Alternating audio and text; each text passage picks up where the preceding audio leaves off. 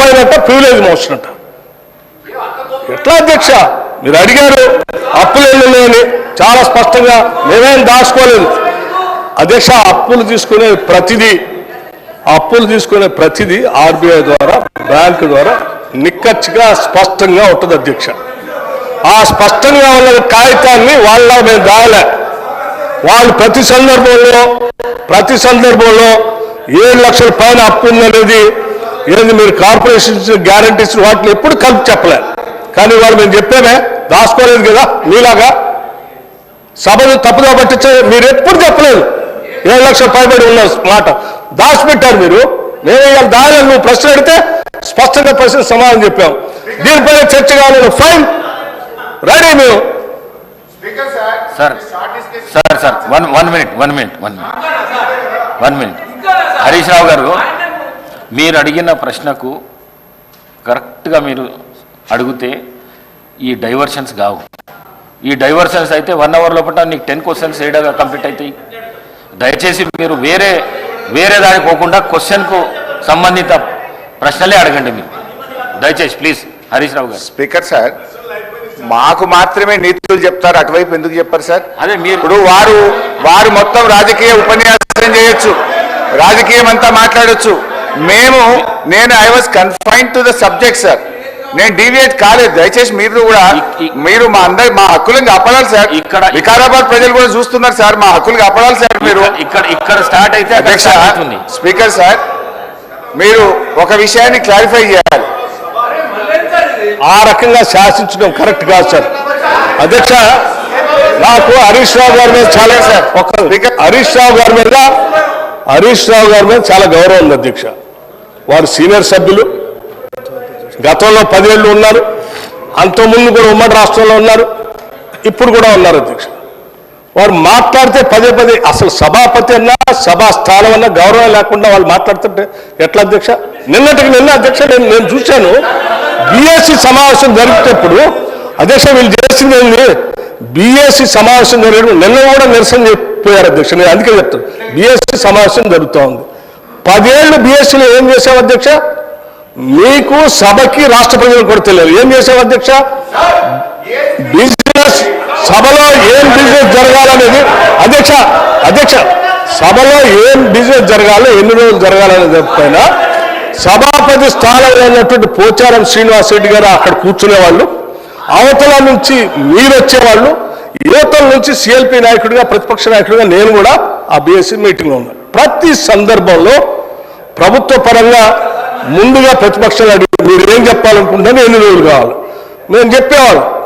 చెప్పి ఈ అంశాలన్నీ తీసుకోవాలి, ఇన్ని రోజులు కావాలంటే సరే.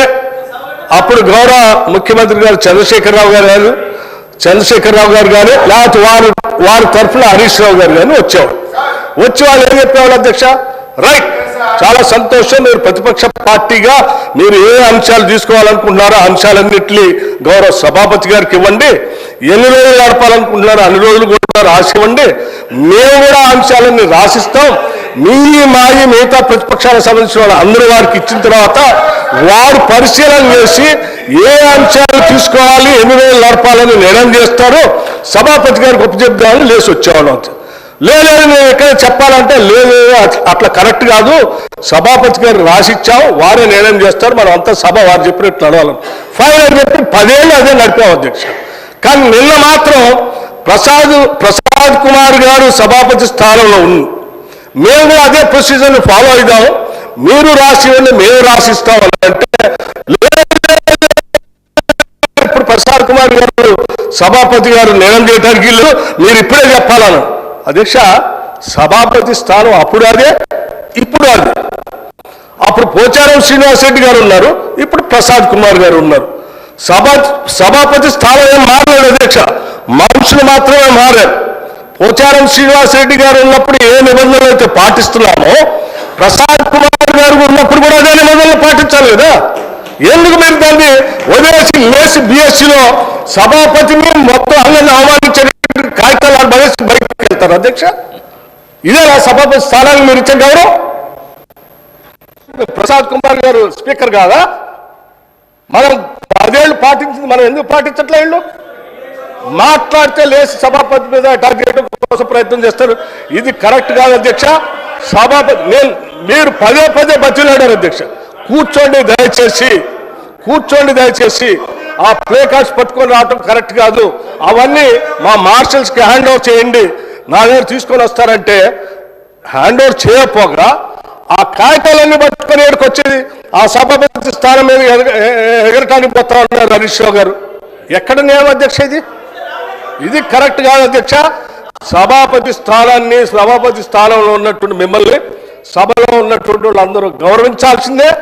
సభ నిబంధనల ప్రకారం నడుచుకోవాల్సిందే. మేము ఈ నిబంధనలకు అతీతంగా మేము రాచరిక వ్యవస్థలో మేము పోతాం, మేము శాసించినట్టే సభ నడవాలంటే కుదరదు అధ్యక్ష. అది కరెక్ట్ కాదు. దీనికి ఒక రూల్స్ బుక్ ఉంది, ఆ బుక్ ప్రకారం నడవాల్సింది. హరీష్ రావు గారు, మీరు మాట్లాడుతూ వికారాబాద్ ప్రజలు చూస్తున్నారు అన్నారు. వికారాబాద్ ప్రజలు కాదు, రాష్ట్ర ప్రజలు, దేశ ప్రజలు, ప్రపంచ ప్రజలంతా చూస్తున్నారు. ఒక్క వికారాబాదే కాదు. దయచేసి ప్లీజ్ సార్, ఇప్పుడు ఒక విషయం, అవును, ఈ సభ జరుగుతున్న తీరును రాష్ట్ర ప్రజలు, సిద్దిపేట ప్రజలు, వికారాబాద్ ప్రజలు, దేశ ప్రజలు అందరూ చూస్తున్నారు.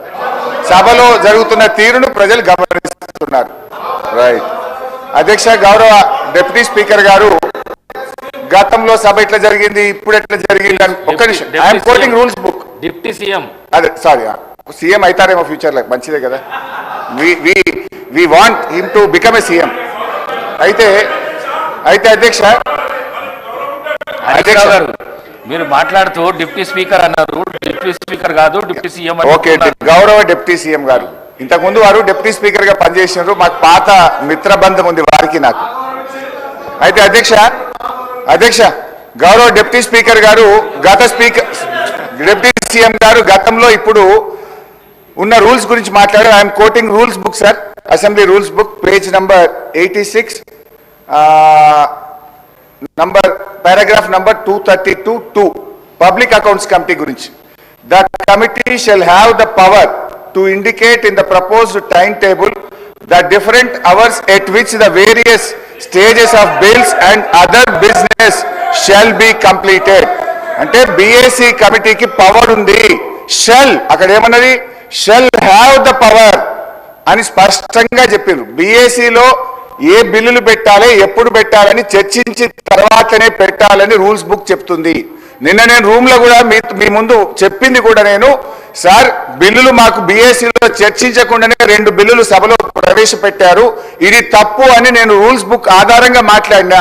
నేను రూల్ మాట్లాడినా కానీ బట్టి గారేమో లేని ఆవేశం తెచ్చుకొని కాంగ్రెస్ పార్టీ చేసిన అప్పులు బయటపడుతున్నాయని చెప్పి సభను తప్పుదో పట్టించడానికి వారు ఉపన్యాసం చేశారు. నేను ఉపన్యాసంలోకి పోను, నేను అప్పుల గురించే మాట్లాడతాను. గౌరవ బట్టి విక్రమార్క గారు చెప్పిన లెక్క ప్రకారంగా 1,27,208 కోట్ల రూపాయలు ఏడాది కాలంలో కాంగ్రెస్ ప్రభుత్వం అప్పు చేసింది. 1,27,000 అంటే 5 ఏళ్లలో లెక్క పెడితే ఇది 6,36,000 కోట్లు అవుతుంది. 10 ఏళ్ల బీఆర్ఎస్ పాలనలో 4,17,000 అయితే మీరు 5 ఏళ్లలోనే ఈ రోజు 6,36,000 చేయబోతున్నారు. తర్వాత ఇంకొక విషయం నేను మీకు ద్వారా క్లారిఫై చేయాలనుకుంటున్నా. గౌరవనీయులు బట్టి విక్రమార్క గారు, మేము ప్రివిలేజ్ మోషన్ దేని మీద ఇచ్చామో మీరు క్లారిఫై చేయాలి. దాదాపు 20 మంది కాంగ్రెస్ బీఆర్ఎస్ ఎమ్మెల్యేలు అందరం మీ దగ్గరికి వచ్చి మేము ఇచ్చిన ప్రివిలేజ్ మోషన్ దేని మీద అధ్యక్ష మీరే చెప్పాలి. వారేదో నేను మధ్యలో మాట్లాడిన దాని మీద ప్రివిలేజ్ మోషన్ ఇచ్చినామని సభను తప్పుదో పట్టించే ప్రయత్నం చేసినారు. మేము ప్రివిలేజ్ మోషన్ ఇచ్చింది వాస్తవ అప్పులు 4,17 అయితే 7 లక్షల కోట్లు అని చెప్పి వీళ్ళు సభను తప్పుదో పట్టించారు. పోయిన బడ్జెట్ స్పీచ్ లో తప్పుడు ఫిగర్ చెప్పారని చెప్పి గౌరవ ఉప ముఖ్యమంత్రి గారి మీద మీకు ప్రివిలేజ్ మోషన్ ఇచ్చాం. కానీ వారు ఇప్పటిదాకా ఏం మాట్లాడినరు, లేని ఆవేశం తెచ్చుకొని వ్యవసాయ కూలీలకు ఇయ్యద్దా, మీరు దాని మీద ప్రివిలేజ్ మోషన్ ఇస్తారా అన్నారు. తొందరగా ఈ మధ్య మేము అడుగుతున్నాం, వ్యవసాయ కూలీలే కాదు 6 గ్యారంటీలు అమలు చేయండి. మొదటి శాసనసభలో చట్టబద్ధత తెస్తా అన్నారు, చట్టబద్ధత తేండి అని మేము అడుగుతా ఉన్నాం. అయితే అధ్యక్ష మీ ద్వారా మళ్ళీ నేను కోరుతున్నా, నేను బట్టి గారి సవాల్ను స్వీకరిస్తున్నా.